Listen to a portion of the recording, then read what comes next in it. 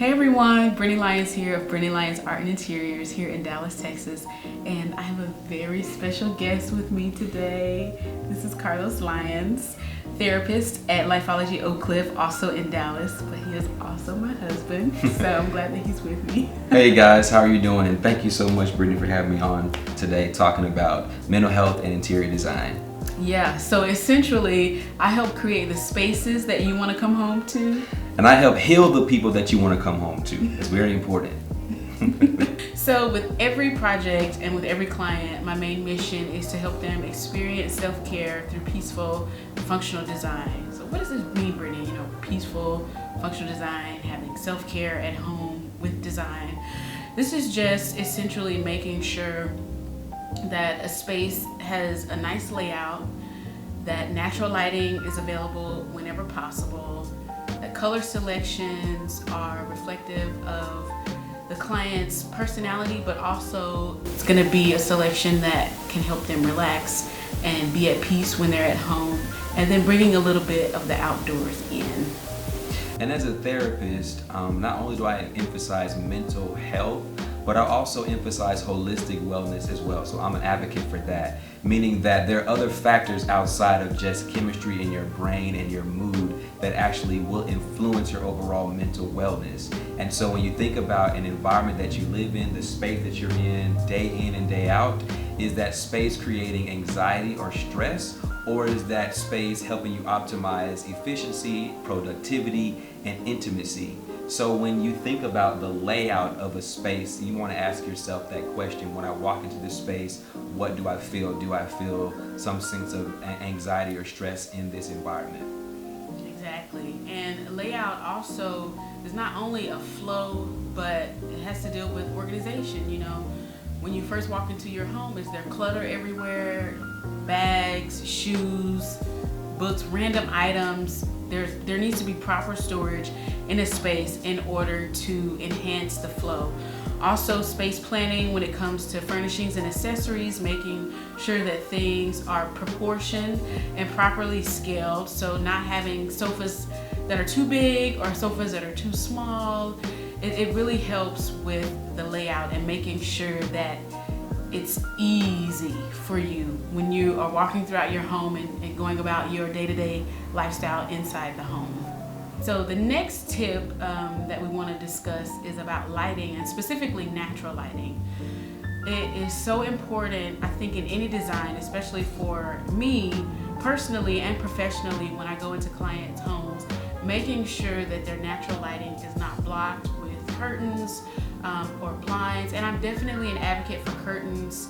I think they definitely bring character and just a little bit more to the space, but making sure that those curtains are hung in a way where they're not blocking any of that natural light, making sure that your blinds are open in the daytime. I know sometimes people have an issue with that, you know, or I don't want people looking in my house, or whatever the case may be, but letting in that natural light really does something for the design aesthetic. Yes, and as she emphasized with lighting, we all know that natural light comes from the sun, and the sun helps us produce vitamin D, which a lot of people are actually vitamin D deficient. And so having more natural light in your home, as well as going outside and getting in nature, will increase vitamin D, which actually helps lift your overall mood and your wellness.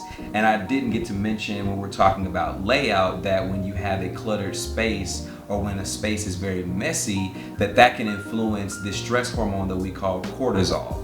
And if you want to have less cortisol in your life and more dopamine, then you want to make sure that your space is well designed and livable. Yeah. And then you were going to mention something about the flip side of having that natural light. Oh yeah, so as far as like the flip side of natural lighting, also when you go to bed, you want to make sure that your room is pitch black. So that means you want to have blackout curtains at night. Just want to make sure that there is no blue light, no other kind of LED lighting. All that kind of artificial lighting in your room can mess up or actually throw off your circadian rhythm. And so when you're sleeping, you release a chemical called melatonin. The more melatonin you release when you're asleep, the deeper your sleep will be and the more well rested you'll be when you wake up the next day. And so you want to make sure that in your room or whatever spaces that you're going to be resting in, that you have as much pitch black as possible when it's time to go to bed. That's a great tip. The third tip we want to talk about is color. So I know that there is a huge fad right now with having white or cream walls, gray, neutral colored walls, but there is a right way to do color in your home if that's what you want to have. So there are two sides kind of to the color spectrum. There are warm colors, which reds, yellows, oranges, and then you have your cool side, which are blues and greens. And usually the cooler side tends to be a little bit more on the relaxing side when it comes to color schemes. So, you know, having a mustard color wall like my shirt opposed to a navy blue wall like what is here behind me is the difference between, you know, looking at a wall and it making you be alert versus looking at a wall and it making you want to relax and unwind. Yes, and I think with color as well, you want to remember that color has a stimulation component to it, so it can mentally stimulate you in a certain direction, as she's already mentioned. Certain colors can be more calming, can be more soothing and relaxing, versus other colors can be more alarming and triggering. Yeah, so there's a right way to do color, like I mentioned. Just make sure you I think tones and shades also play a big part in that as well. So if you do want to do something on the warmer side, just make sure the tone is not as bright, it's a little more subdued, and I think that will put you in the direction that you're wanting to go in without having to sacrifice doing that orange or that red that you really love. So the last tip we want to talk about is bringing nature in with plants. Plants have the ability to increase the quality of air in your home. If you're like me with a very busy lifestyle, there are plants that are low maintenance, and by the time you remember to water them is the perfect time for you to water them. So plants like snake plants, peace lilies, spider plants, aloe plants, these are all low maintenance plants that are indoors, good for indoors, and they will help increase the quality of air in your home. So I think that often when we think about the lives that we live in the modern world, we live very sedentary lives. So we're always in front of computers and televisions and cell phones and all types of gadgets. And when we think about having plant life in our house, it's actually more natural and organic. And so I think that's a really good thing to do, as well as thinking about the detoxifying nature of plants. We take in so many toxins from the environment that we live in, from gas emissions from our cars and from buildings in our homes.